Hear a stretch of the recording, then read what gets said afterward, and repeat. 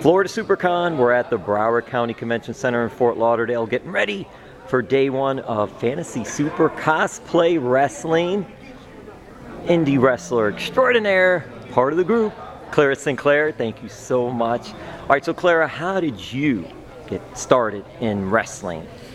So it's a bit of a naughty story really. Me and my friend, we moved into a flat and we couldn't afford cable.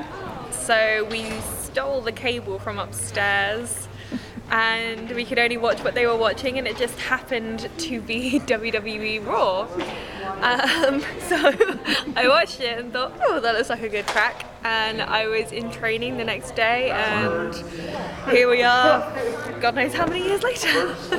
So in that realm, when you were growing up, were you athletic growing up? Did you play sports? Oh yeah, I'm really athletic. Like I grew up in an area very rural, so there really wasn't a lot of other things to do other than like social clubs, and so I grew up gymnastics, horse riding, lots of very British sport. No cricket, but no soccer? I did play football when I was younger, absolutely. You have to learn how to play football. I think it's like subscription in other countries, you know, you have to do 2 years of football before you're allowed to be a grown-up. What part? Where did you grow up? So I grew up in a place called the New Forest. It's right down south. It's about as south as you're going to get without going east or west. It's right opposite the Isle of Wight, so you're in a really nice little weather cove, so it's very sunny. It's more sunny than normal, so I don't have web feet like most British people because of the rain. So how do you then get started in pro wrestling? How do you find a place to do this? I mean, you're literally Google. Watching it and then all of a sudden, is that at Google? Just go to Google? Google, yeah. I Googled. I was living in Manchester at the time, and Manchester it's a great place to go. I learned at a school called Future Shock under a trainer called Xander Cooper, and I then went on to Wrestle Pro and trained under another trainer called Marty Jones when I was a bit more developed, who's a World of Sport legend, and trained William Regal. So yeah, I definitely got the best education that anyone could ever hope for. How do you make the transition from wrestling in England and then wrestling in the United States? So wrestling is quite universal in the most part.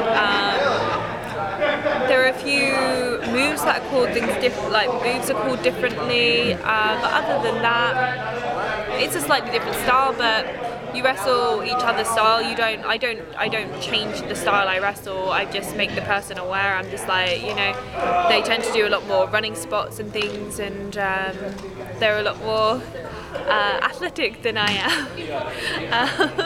I tend to do slower. I tend to work slower than other wrestlers, but you can only work as fast as I do. So you know, it's not going to be me who looks silly.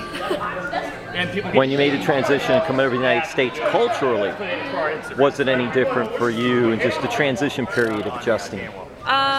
Food was definitely a challenge, not knowing what are in things, because there are a lot of different laws about what you're allowed to put into food over here. So what were you used to eating there, and then what did you try to eat here? So meat is very different. I tend to not eat meat anymore, and if I do, it's very rare.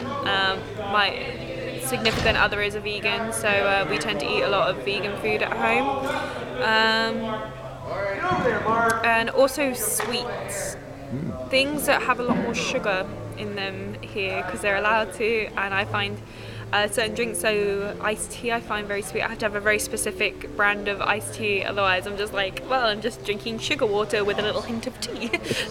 And then you're bouncing off of the walls. Yeah, right? I just end up with a headache. Now, when you were approached to join Fantasy Super Cosplay Wrestling, what did you know about it? What did you think about it? I knew absolutely nothing. So this must have been about 3 months after I came over, 4 months after I came over to America. And my friend Sue Young, she said that she knows a place. She put my name forward, as friends do for you. And apparently they just immediately went, oh my God, a British girl with brown hair? Right. And I was like, I was such a huge Star Wars fan anyway. Like as soon as they're like, oh, you're gonna be Rey, I was like, when can I start? I was very, very excited. I mean, they don't have anything like this in England. I don't know if they have this anywhere where you something like this. So there's a promotion in the UK called Attack Pro, who they don't do this specifically, but they do like video game matches. So Stephanie Newell, who's now been signed to NXT, she used to do a character called Luchadora the Explorer instead of Dora the Explorer. So it's things like that. You know, they were the only other promotion I knew of that did something similar to this, not to this scale and not to this quality, but yeah, they're the only thing that I can think of that was similar. What's coming up for you? Anything on the horizon? And when you think about even like a WWE Mae Young Classic, is that something that you would like to be involved in at some point? Oh, absolutely. I think any female wrestler who sees the Mae Young Classic and doesn't immediately go, oh, what can I do to get onto it, is foolish and probably wasting their time as a wrestler. But for me, I had a very injury-ridden year last year, and for other reasons, I didn't make the impact that I wanted to last year. So for me, it's really about rebuilding myself and rebuilding what I know is what my skill base should be at, and you know, getting my head back in the game a little bit. When you're involved in a relationship, when you're with somebody and somebody is also a wrestler, what are the pros, what are the cons, if any, when you're in a relationship where you're both doing the same job? And whether it's wrestling or something else, but in this case, wrestling. Yeah, I mean, I think generally a lot of people end up meeting their significant other at work. So it's not really that unusual for wrestlers to be with other wrestlers. And there are a lot of pros. They understand you a little bit more. They understand the dedication. They understand what needs to go into the work. The cons are you don't just have one person with a schedule taking them all around the country. You have two people with opposite ones going. You know, you kind of do this a little bit, and you'll cross here and cross there, and so it's a little bit difficult. But generally, you know, it's a good thing. And you make it work. Yes, you make it work. Anything you want, you can make work. All right, so now we'll start to ask. I'm going to get some of the